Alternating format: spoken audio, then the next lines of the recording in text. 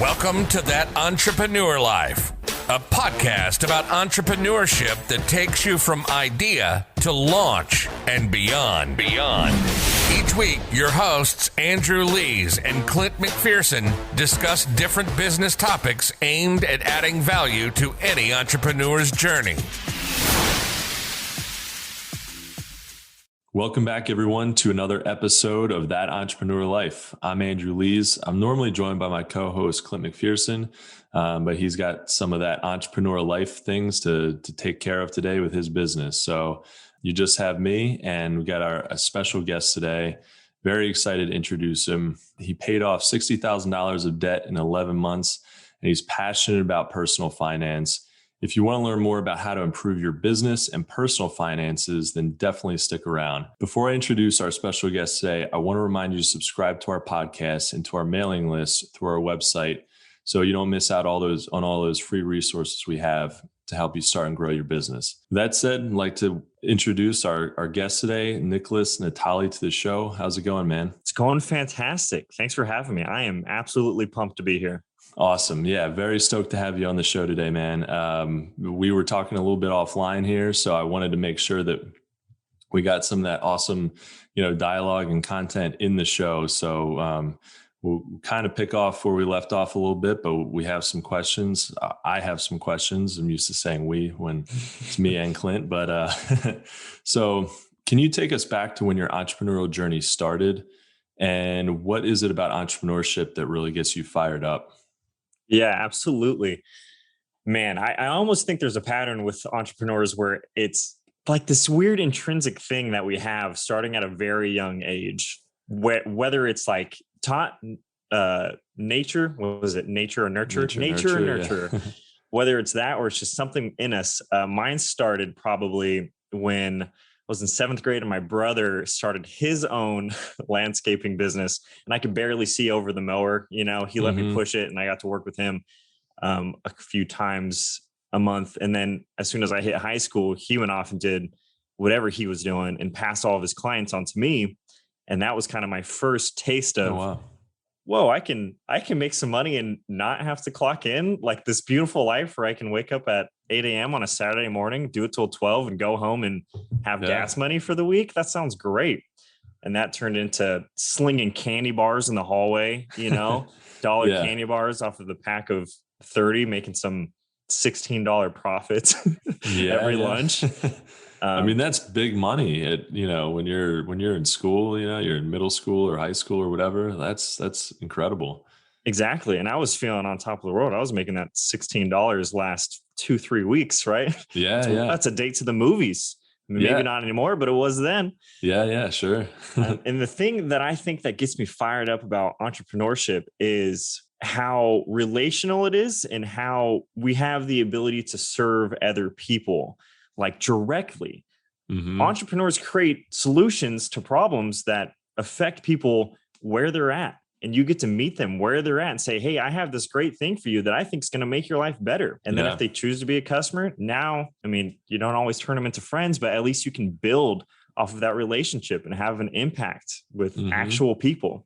That's what gets me fired up.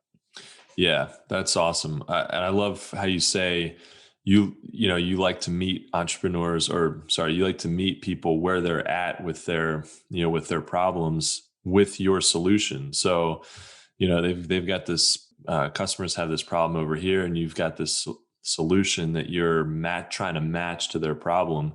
It's such a cool visual of how it's entrepreneurship is all about those relationships, solving problems for people, and just creating those relationships with customers. It's very, it's very much a connection to your customers. I think a lot of times we think about entrepreneurship or really business as sort of this cold thing where you sell a product and you make cash, and sell a product, make cash. And there's so much more to it if you're going to do it right and you're going to do it well. So I love that connection you made. Yeah. There's a lot of heart in business that I feel like is kind of undervalued at times. Yeah.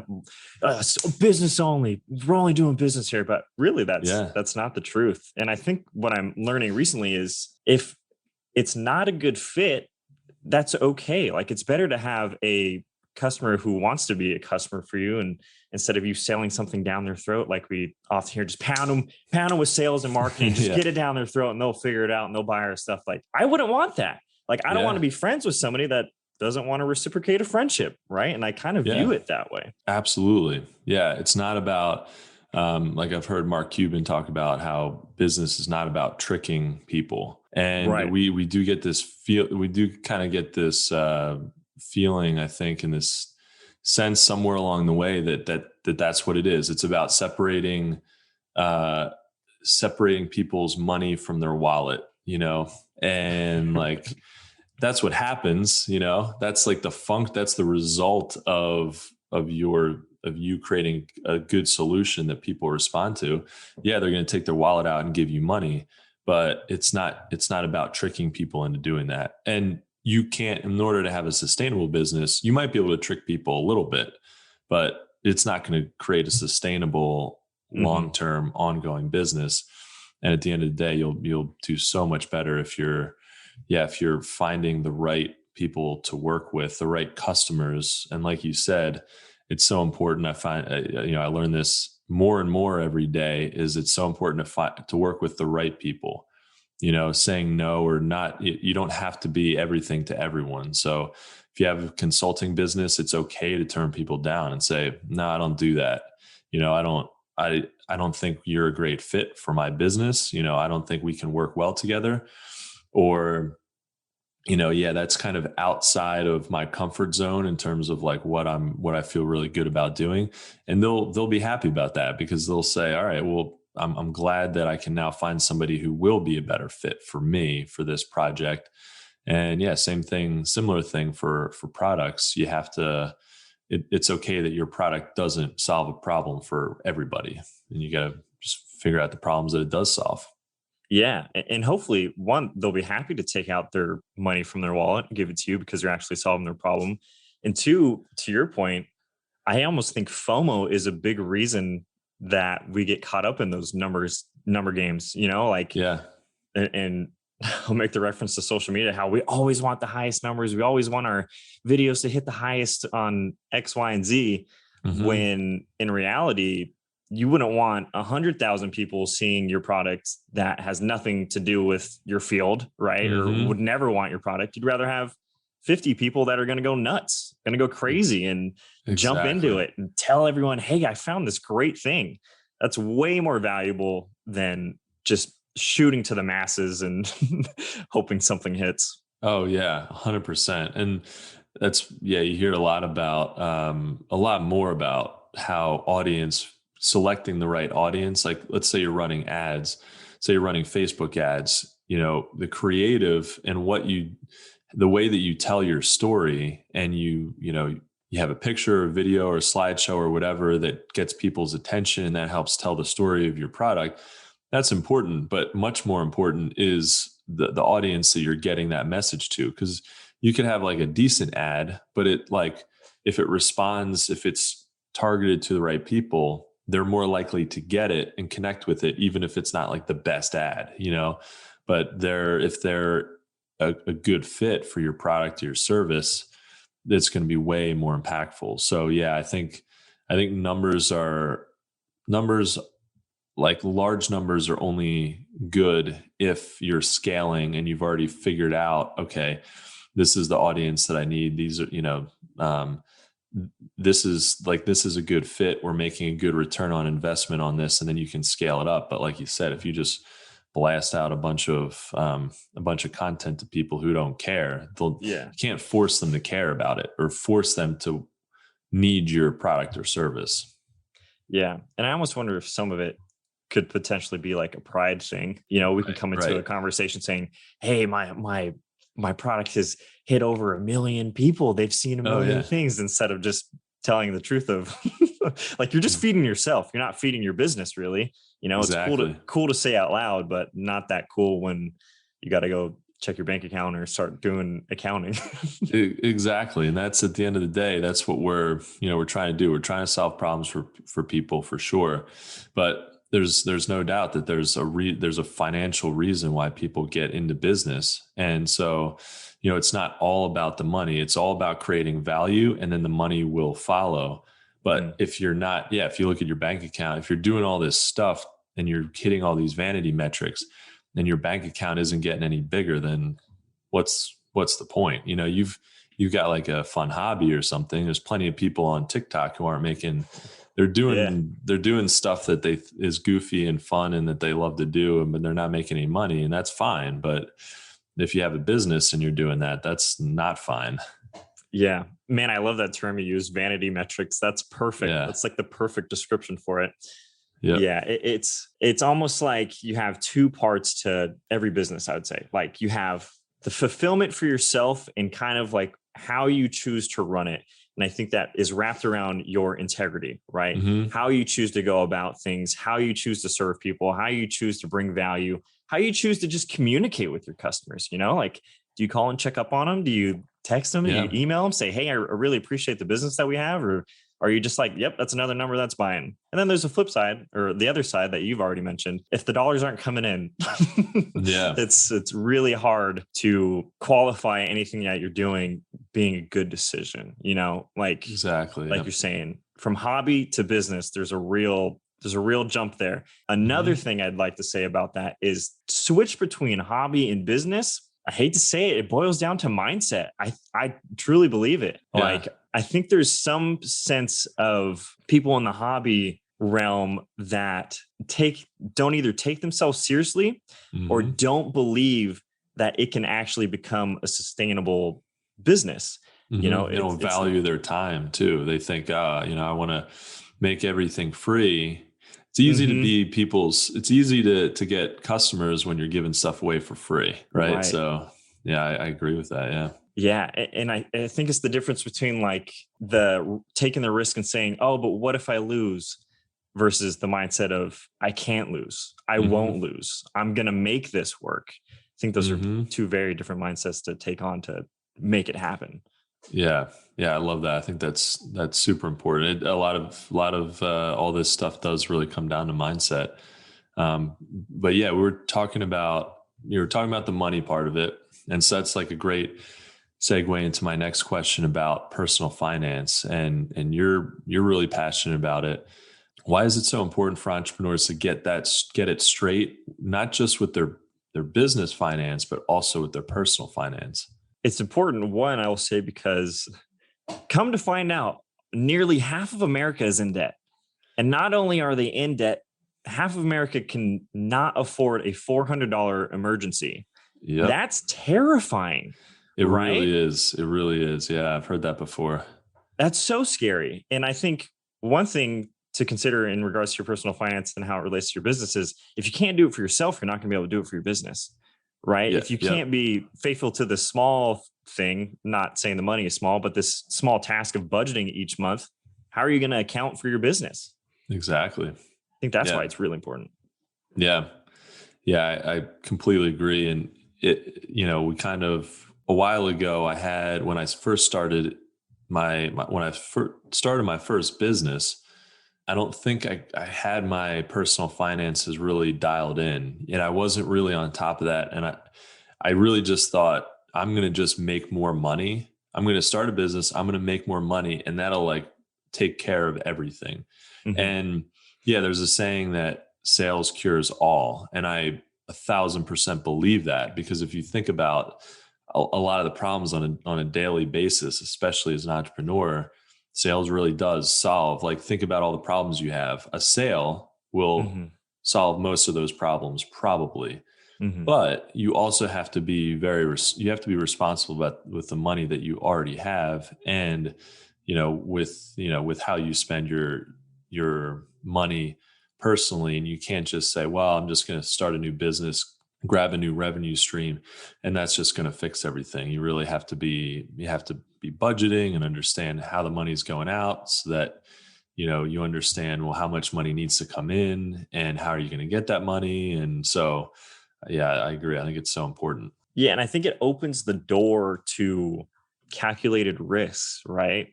Yep. If you have this, and I don't want to say fallback or anything, but if you're not worried about a catastrophe hitting you, you're going to be more willing to take those big leaps. You're going to be more willing to leave the job, right, and go start that business because you allow yourself that time. You have money saved up that you can afford to push through 6 months that it takes to get this thing up and going. A year, imagine if we all had a year saved up and then chose to do the things that we love that we thought we could turn into a business. I think that's wildly valuable and underrated. Yep, exactly. Yeah. And you don't have to, the second you get a little money, you don't have to spend it, I mean, right. You're right. It's so good to live, within your means and, as long as you can. And obviously there's things that we want, that go above like a need, something that we want. And within reason, we get that. We have some level of standard of comfort that we want to have, we don't want to be eating ramen every night. That's kind of important to figure that out, and have some kind of a balance there. So that you're comfortable enough, to continue to pursue whatever you're doing comfortably. But yeah, just living within your means and not overextending yourself personally or in business is so important. I mean, a lot of businesses, you see they get like a round of funding or something. And sometimes people think, oh, I did $1 million raise or $10 million raise. And like, they feel like they've succeeded. And it's like, nah, you haven't even made a sale yet. That's when you've succeeded, is when you made your first sale, and you got a whole long way to go to be a sustainable business then. So I think when you're the minute that your revenue outpaces your, the money coming in outpaces the money going out, you're in a pretty good spot. And you got to just make sure that there's enough of a margin there, enough of a profit to make it worth it. Yeah, 100%. It really boils down to a pretty simple equation, like you just mentioned. Like on a personal level, if you spend less than you make, it's going to be really hard for you to go broke. And I think there's something with entrepreneurs. I can't say it for all of them, but I think there's a fear of poverty. I really do think that that's a really large driver for entrepreneurs to go super hard on their business ventures, because they have this fear of poverty. And maybe it's something from, a young age, or maybe they grew up poor and now they're like, I'm never going to be poor. Yeah. It's a really easy equation to follow. Just spend less than you make and you'll be all right. Right. Granted though, like we already stated, most of America is in debt. So that brings a whole new ball field to the game, because you're starting below zero. You're not even at ground level yet. So I know. In regards to that level of comfortability and living comfortably, I am about that. But I feel like I'm about that once it's earned, right? I think once you're out of debt, then you can start enjoying some of those fruits. But while you're in debt, I think it's time to sacrifice. I think it's time to delay the gratification. And maybe to your point of like, you haven't made a sale with your business. I think you got to start sacrificing in certain areas until it happens. Yeah, exactly. And people are just buying some stupid shit. It's incredible. My wife and I just recently got a new car. It's been a long time since we had gotten a new car, even looked for one. And we were in the dealership, and there was we were looking at Audi was one of the brands that we were looking at, and there was like a $140,000, whatever it was. It was like, I don't think it wasn't an R8, but it was like the step right below R8. It was a super expensive car. And I was like, I just told the dealer, I was like, I'll be back for that in 10 years or, whenever. Like, I'll be back for that when I can pay cash for it. Yeah. And he's like, man, you wouldn't believe how many people come in here and they're making 70 grand and they think they can afford that car. And it's, it's like, man, and I'm sure people, I'm sure people's car payments are more than some people's mortgages easily. So it's just crazy. It's a matter of, I couldn't agree more. I think, get those luxuries when they're earned, but, just be careful. Time, you got to sacrifice something along the way. Yeah. That's a terrifying thought, to have a car payment that's higher than your mortgage. That's so scary. Yeah. It's insane. But yeah, I think that there's probably plenty of people who have that situation. And so it's, yeah, to your point, man, it's good to sacrifice a little bit. And because you're not stressed. You're not like working for, and I've been here, by the way, I've been in this situation definitely where I feel like I'm working to pay for something that's already been spent. Yep. And that's scary. So yeah, but once you get out of that, you never want to go back. Yeah, it's a super tough spot. And I think part of it has to do with something we already mentioned of like delayed gratifications and things like that. But I think it's also putting money into things that aren't wealth building in general. Like that, that Audi is going to plummet right when you drive it off the lot. And it's almost a face value type of purchase, right? And I mean, face value as in you drive it off the lot and you're inviting your friends over to look at your new car. And they're like, cool. Sick car, very cool car. That's cool. You have that. And then they go home and then you have this car. And then what? Then it's awkward for everybody for the rest of your life. You know, like you're in this terrible car payment forever. Yeah. Instead of finding ways, like this whole podcast is about finding ways to build your own wealth and then afford the car. And then, oh man, that's the toughest part about money is the perception of others, right? Trying to be this thing that you probably aren't, or that you don't have to be to gain respect, to gain love, to gain any admiration. Most of the people I hang out with have super old cars. Yeah. Nobody cares. I'm just happy you showed up, right? Yeah. That's the whole difference. Like put away the need to be perceived as something of value to other people because it's not worth it. You should have some intrinsic value for yourself. Exactly. And that's what it really should be all about, yourself. And, you know, it should be you should be focused on yourself now and also your future self. Right. So I love the video. I mean, you can still, it's definitely on YouTube of Jeff Bezos being interviewed about Amazon in the early days, but they were still doing well. Like their trajectory, they were interviewed by, you know, a major, you know, something like a major media company. So it wasn't like some weird offbeat, you know, small town interview that he did. It was like he was getting national attention at that point.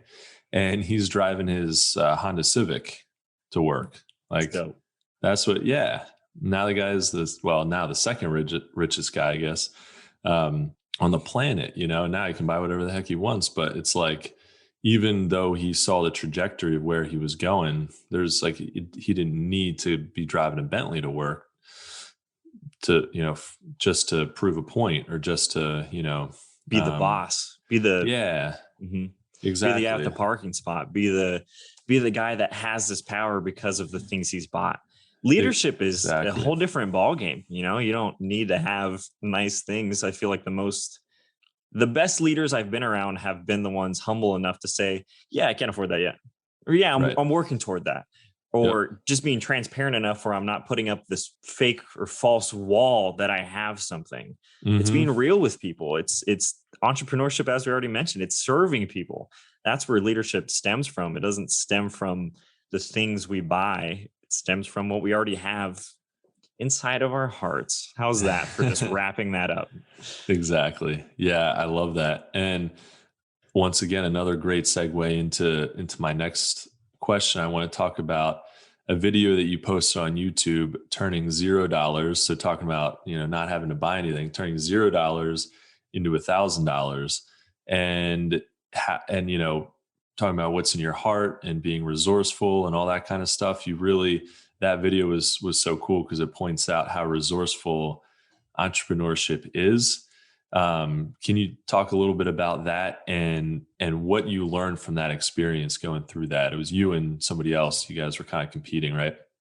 That's correct. I did it with a friend of mine. His name is Bobby Frisch, and he owns a successful construction company called Frisch and Sons. So he had an advantage on me. I will say that he had a couple of years of experience. He got right to those rocks, man. Oh my gosh. He knew what he was doing. He knew that it was right from the get-go, he knew that people would pay to take care of rocks. Like I wouldn't have even thought about that. So he was like, all right, they're going to pay me $150 to get rid of these rocks. Boom. I'm already 150, 15% of the way to my money. And all he had to do was haul some rocks. He had the truck. So he had that advantage too.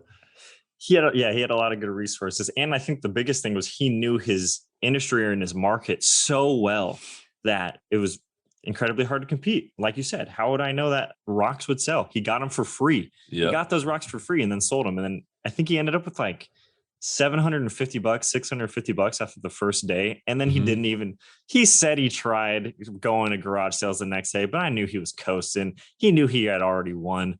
Yeah. But my strategy was also, I think, telling of where I've made mistakes in my own entrepreneur journey is I focused on way too many things. I tried drop shipping from the very beginning. And then I went door to door to every company in my area and was like, hey, do you need a website? Hey, do you need a website? Which I think is like the hustle is there. The hustle is definitely there. Yeah. Yeah. The hustle is there. And then I went to flipping things in Goodwill, but all of that, I think I could have had more results in that challenge had I chosen to focus on one thing. Okay. And I think here's something that I've learned in the past year. I don't know what it's called, the 5 1s or something like that. It's better to have one audience that you're targeting, have one solution that you're providing, have one marketing strategy you're going for, and do it for a year. I think I'm missing a 1 there. But the point being, if you have all of your focus and you're willing to commit all of your resources and time to a single effort, it's going to be very hard for you to fail. Yep. And to wrap it up with the conclusion of what happened in that video, I think I made $15 in 48 hours and he made $750. So I took an L. Fun. Yeah. Yeah. Well, and I mean, he didn't get to $1,000, but he knew, cause he knew, okay, I can get paid to take these rocks away. Then I can sell the rocks. But then it was then there was a gap there too, right? I mean, it's not move. Exactly. Okay. What's the next thing? So that's amazing because you bring up a couple of good points. The first thing you mentioned, which I thought was really cool, was that he knew his audience, or he knew his market.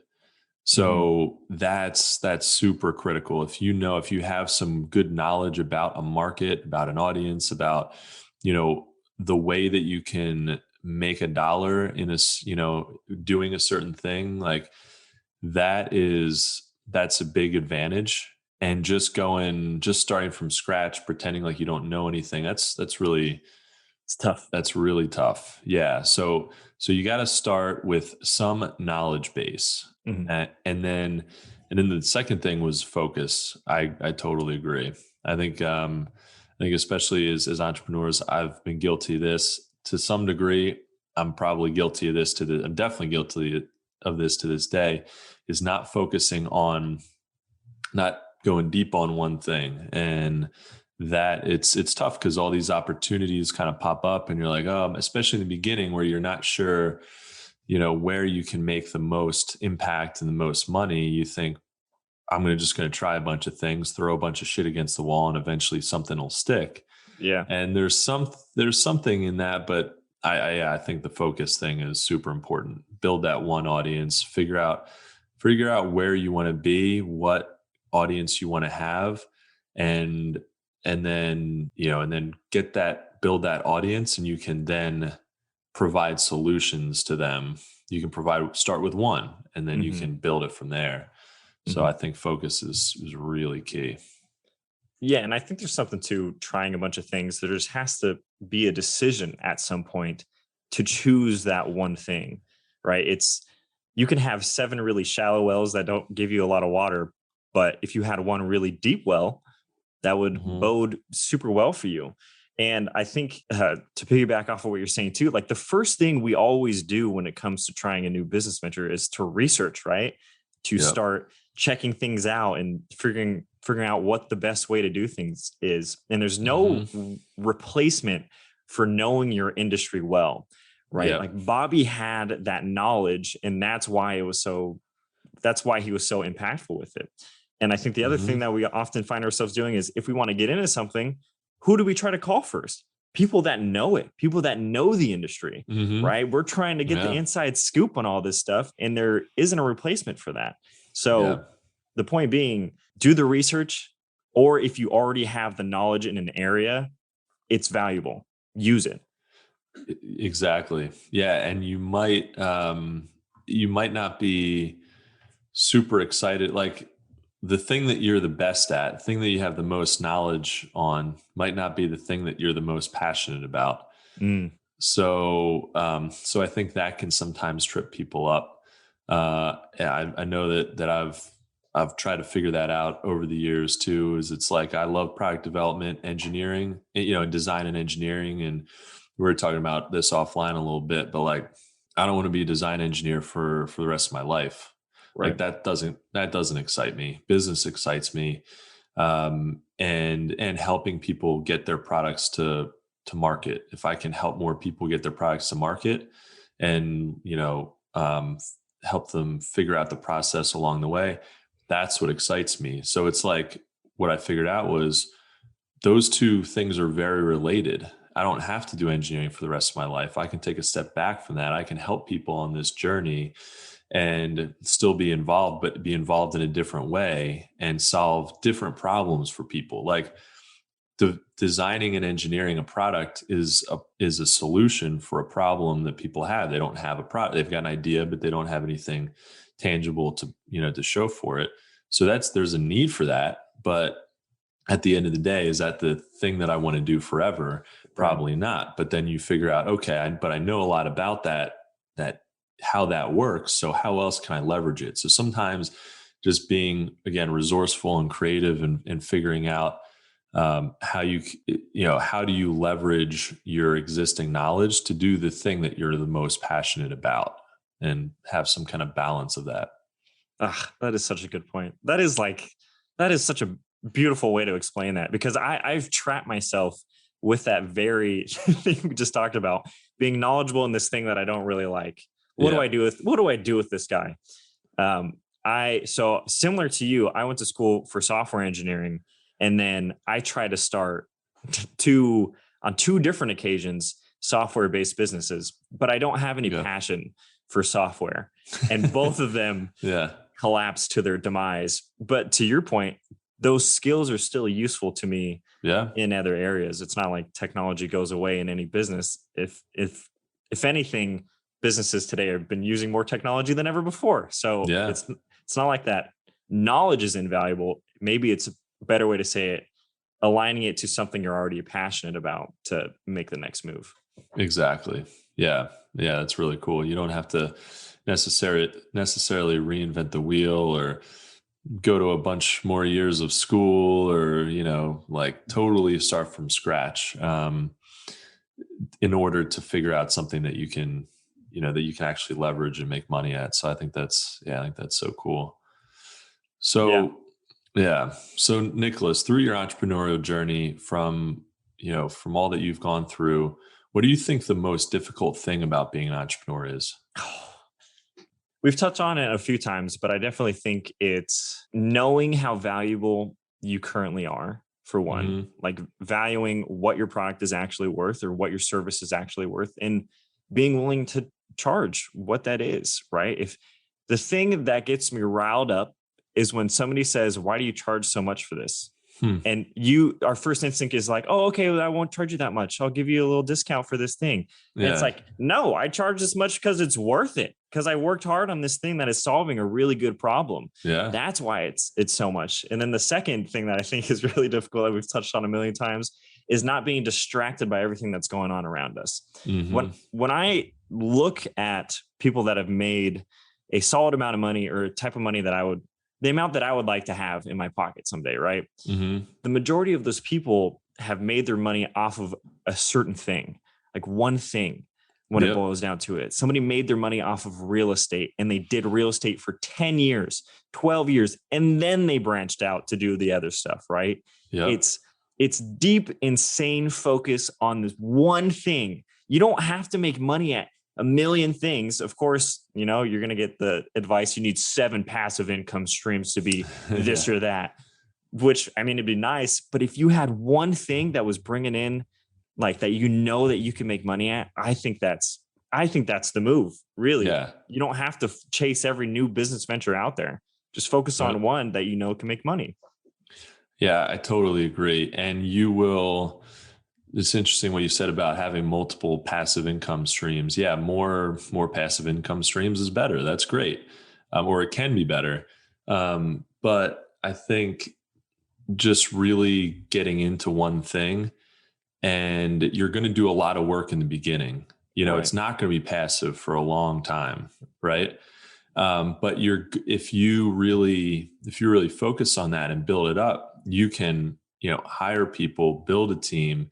You can start to separate yourself from the tasks that you don't want to do, and then only do the things that at some point, if you can work your way into the luxury of only doing the things that you want to do with the business, or not really being super involved at all. You can kind of make it a passive income stream. But if you're just starting up all these things and you're like, okay, this is just going to be passive, I'm going to make this passive in a month from the get-go. Yeah, exactly. You might make a few bucks, but it's going to be really tough to make like really decent revenue on that. And then, if you do it that way, you will need 7 passive income streams. You might need more. You might need like 20 to make that, actually work. And then, you're just juggling all these different things. And so I totally agree. It is really important to find something that you can focus most of your time on. And that doesn't mean necessarily that you can't have like a side hustle to that, right. And sometimes I think some people need a distraction, you need something else to kind of like, to be a distraction to the main thing a little bit in a healthy way, so that you don't just burn yourself out on that main thing. Cause that's, so a lot of people have hobbies, but if you want to make your hobby into a side hustle business, that's fine. I'd say that's okay. Just as long as you're not spending too much time on it. Yeah. 100% agree. That's so funny that you mentioned how passive income streams take a lot of work to get up. And that's the thing I've been caught up on a lot of my entrepreneurship journey so far. It's this shiny thing that I'm like, passive, love it, want that, please bring that in. And the other thing that you mentioned about building a team is virtual assistants are amazing, right? Mm-hmm. For me, one of the biggest draws to entrepreneurship, like we've mentioned, is time. Mm-hmm. I want my time to be my own. I don't want to clock in at a job and have the boss say, hey, you have to stay late for 12 more hours. I don't know. That seems a little excessive, but you get the point. But if you have something that's you've already worked on and you're starting to automate and it's already reaping you benefits, not to say it's passive, but it's a lot more fun, right? Mm-hmm. A lot more time is now in your hands.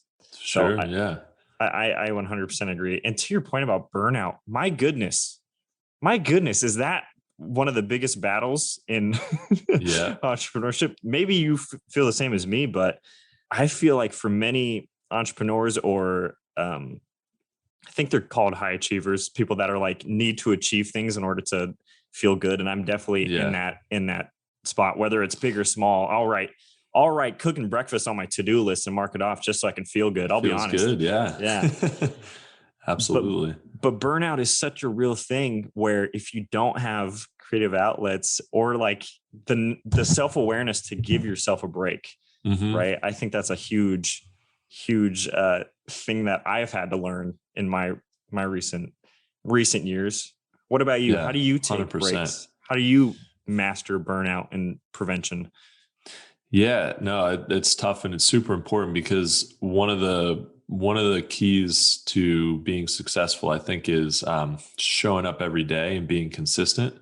Mm. And you can't do that if you're burnt out, and it just happens. It just one day, like even from day to day, sometimes week to week, I'll have an amazing week and I'll just feel like on top of the world, so productive, everything's cool. And then the next week, I just feel like, why was I so psyched last week? It doesn't feel the same at all this week. but just showing up and just continuing to push through is the big thing.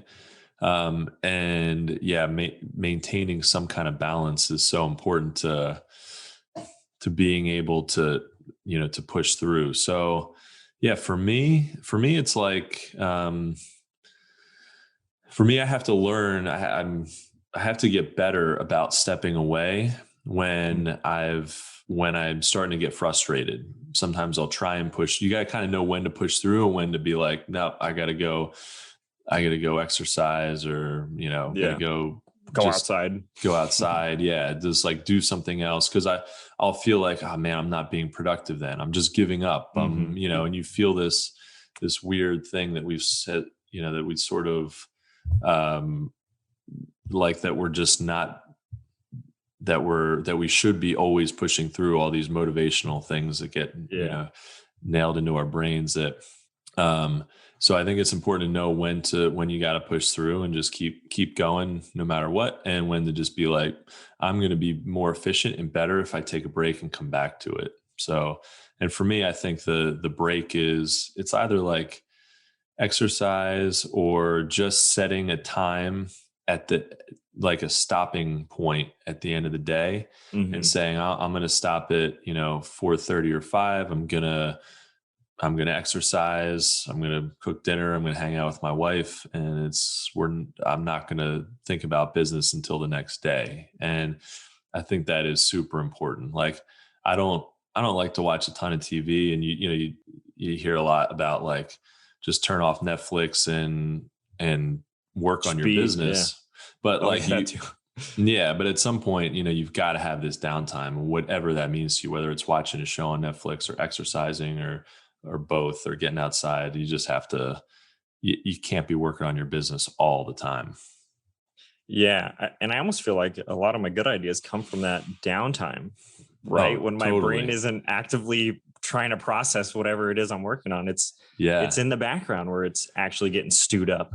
Totally. My favorite, the two places I love to kind of decompress and think about things are in the shower and in the car, like a cup of coffee and like a 3 or 4 hour road trip somewhere.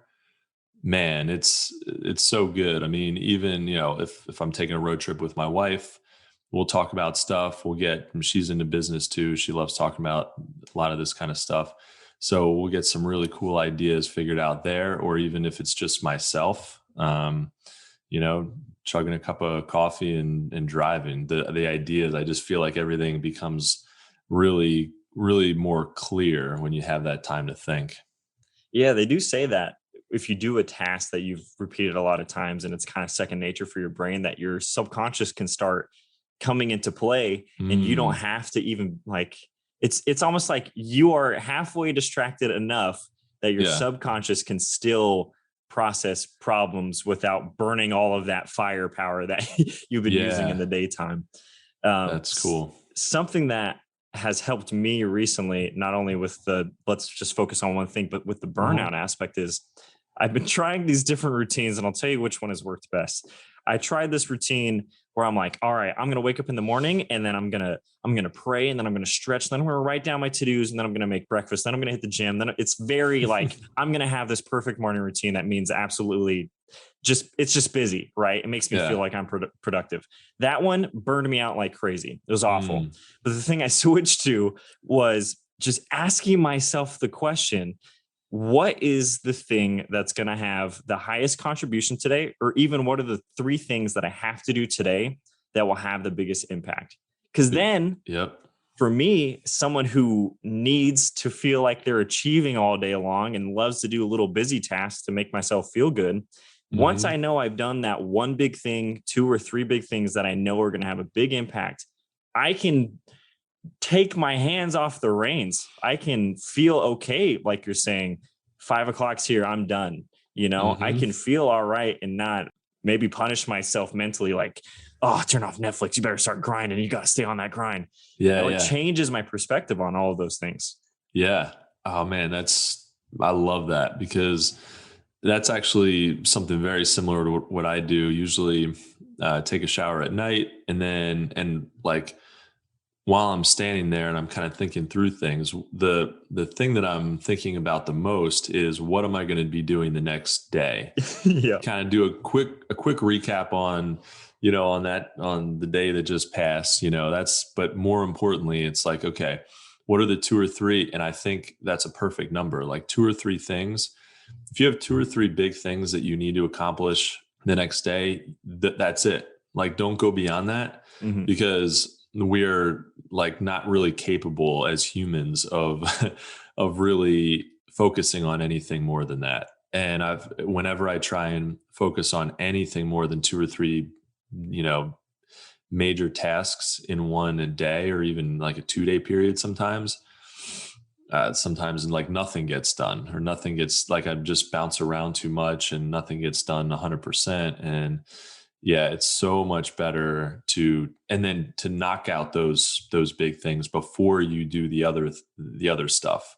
I think that's also critical, man, because I've gotten into some tasks that I've gotten distracted with things that I'm more interested in doing than but then I feel that stress. I feel that weight on my shoulders of I still have to do those big things that I decided I would do, at the end of yesterday, and it just weighs on you. And then, at the end of the day, you might be like, oh man, all right, now I've got to do those things. And then your day just gets extended and things get, your schedule gets messed up, and you feel like you really feel the grind way more than you probably should. Yeah, I'm just going to do a little bit of this over here, and then I'm going to do a little bit of this over there. And then actually, I kind of feel like doing this over here. It's just all day long. Yeah, I definitely relate with that. The thing about what you're saying of having just 3 things is not only does it open the time, I think it opens our schedules to have more inspiration. And I think because there's a lot of mundane things that we repeat in our lives, like there's a lot of things that we just routinely do, whether it's like we're being intentional about building these habits, or it's just something we do naturally, like opening our email and drinking our cup of joe that we have every day. And it causes the day to feel, I mean, I'm sure people have felt it just this past year of like, every day kind of feels the same. Every day feels the same. And when I work like that and I work myself busy bee to the death, I miss out on creating new experiences that excite my brain. And as someone who, 1, needs creativity to do good work, and 2, I'll run out. I'll run out of creativity if I am only lasting on the stuff that's currently in my brain. Like new experiences are always causing us to think of things differently and spew things differently. And that doesn't happen when we stare at our computer screen for 8 hours a day and then force ourselves to eat dinner and then do it for 4 more hours. It just doesn't happen. Yep. Yeah. 100%. Yeah. The routine is good to a point, and you have to know when to sort of, when you're being a little bit too robotic, especially when you need to be doing creative things. I think is, if you're a solopreneur, especially, you have to be doing creative things. You have to be creating content. You have to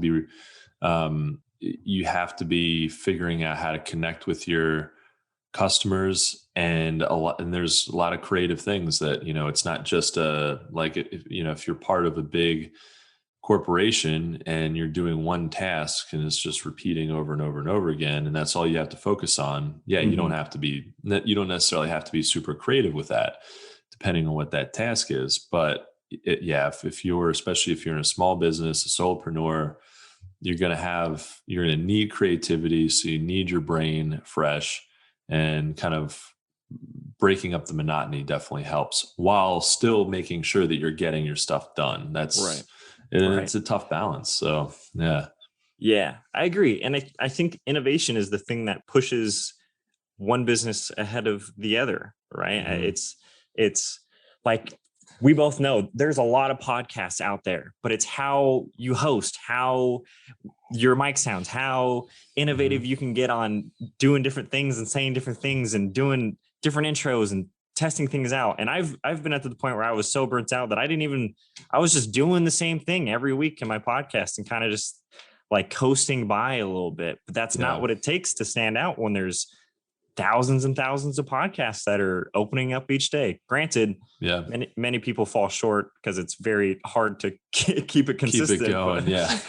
But on the flip side, you want to wean those out, right? Mm-hmm. Exactly. Yeah. You want to figure out what do people want? What are they looking for?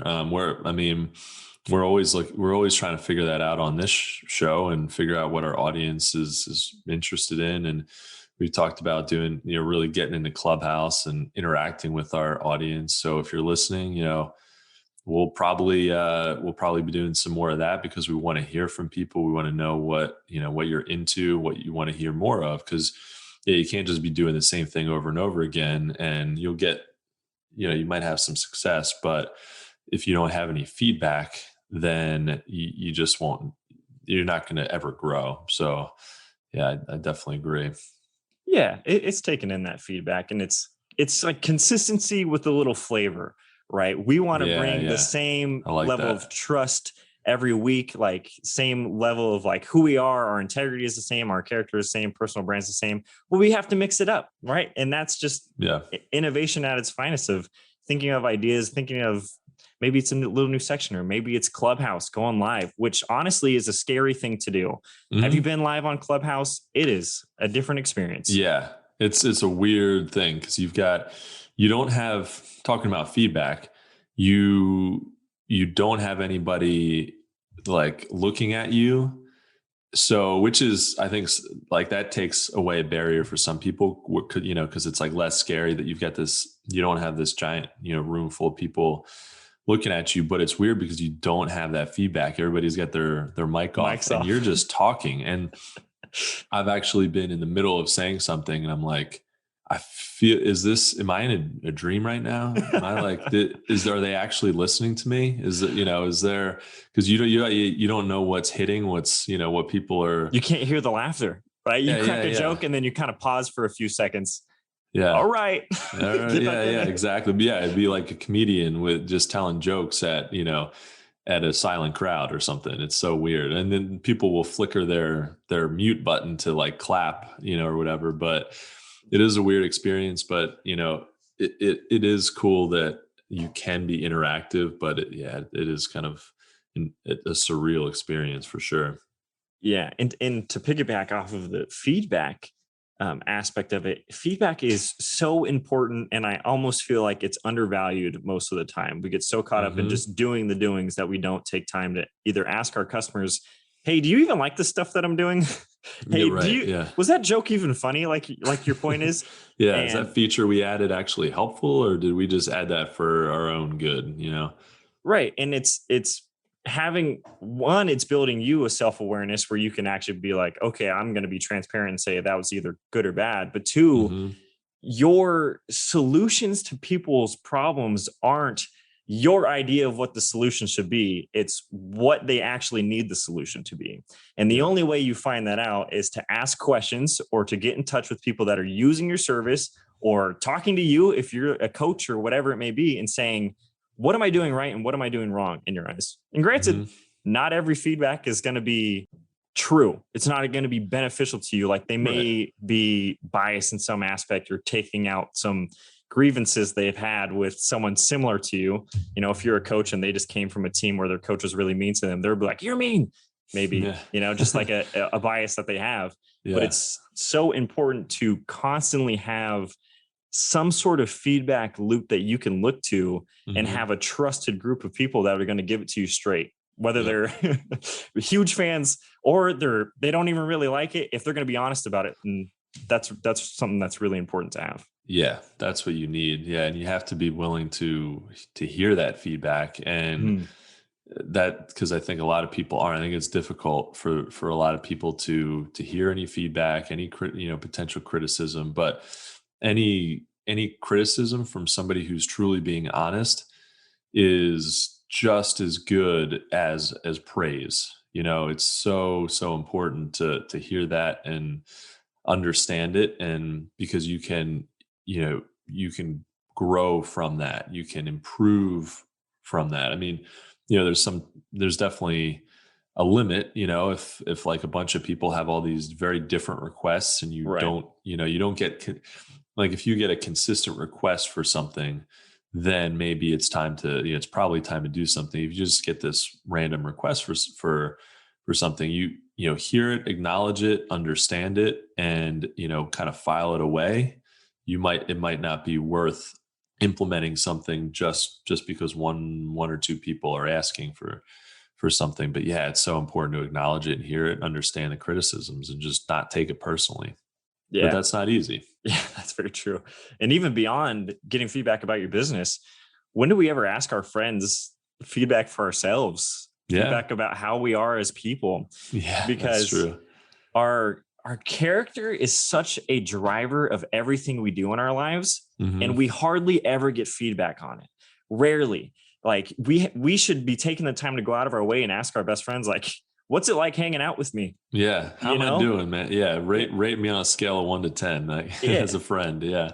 And give them the space to be honest and have a open conversation of like, this is who I think I am. How do you perceive me? Like, am I actually the person I perceive myself to be? And granted, everybody's going to view you a little differently, but there should be some common foundation of like, I think you're a man of integrity. I think you're honest. I think you tell me the truth. I think you think you're funnier than you actually are. All of these things that we don't check in on all that often. And I think if we started having those conversations, which are very tough and very vulnerable, and, oftentimes we don't really want to know or have them, we'd rather just keep going. Yeah. I think if we can bring ourselves up, it's going to make our whole lives better, our relationships better, and hopefully our businesses better too. Yeah, I completely agree. I think that's a really cool thing. And if you kind of understand how you are as a person and how you are, how you operate in your business, it just any time you can get some feedback personally or in business, it's such a good thing. So yeah, that's so cool. Well, man, like, I feel like I could talk to you for hours here. I definitely could. I feel like we could just, go on and on about all kinds of really interesting stuff here personally and for business. But as we wrap up this episode, just want to ask you one more question. If you could leave our listeners with only one piece of advice, what would that be? First, I want to say, Andrew, thank you for having me on the show. This has been a lot of fun. You're a great host. Man. I've loved being here. The thing that I'd leave your listeners with is focus on your mindset for sure. Be willing to make the decision that failure is going to happen, but when it does, already have it pre-chosen in your mind that you're going to push through it. Don't let it be such a big obstacle that it deters you from completing whatever it is. And in that realm of mindset, start to take yourself seriously and watch the way you talk to other people. When you mention this business idea you have, do you come in with reservations that it's already going to fail? Do you come in with, it's tough. This is a tough market. This is going to be a tough idea to implement. Have the courage to go all in on whatever it is you're doing and speak like it's going to succeed. Because when you speak it, you're going to be it, and then you're going to do it. And then who knows, you might just succeed. You might surprise yourself. So that's what I'd say. Yeah, that's cool. That goes back to the mindset thing of, you've really got to try and get into that success mindset as much as possible. And that's just not always easy. There's some days, weeks, and months where it just kind of feel down. I mean, honestly, this morning I wasn't in the best frame of mind in terms of like, I was dragging this morning. But this is cool. This podcast, I always love doing this and talking with guests like you, and kind of elevates my vibe and, gets me really amped about business and entrepreneurship. But it is that mindset that carries you forward, and that helps you to believe that what you're doing is possible. And just dig in, because it's not going to be sunshine and rainbows all the time. And success comes from, just like we talked about earlier, just showing up every day and doing the best you can. Heck yeah. And that's like the beauty in the struggle, right? Like, I don't think we'd want it if it was going to be super easy the whole time. Our best memories are from times that we struggled and we persevered most of the time. Yeah. exactly. That does make it interesting. I think if we can find the joy in that, then it's like, then that helps elevate our mindset and helps carry us forward. So it's not just about, well, when I reach this point, I'll be happy, because there's always another point to reach. Doesn't matter how successful you are.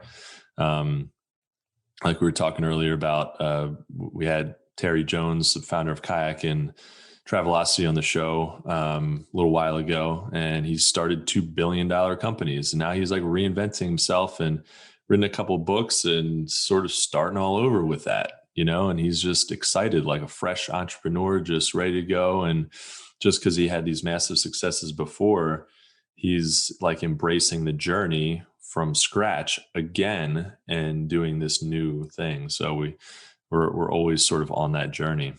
Yeah. We're always being a person. There's things we want to do, but we're always striving to be a type of person. That's where it doesn't end. You're always you.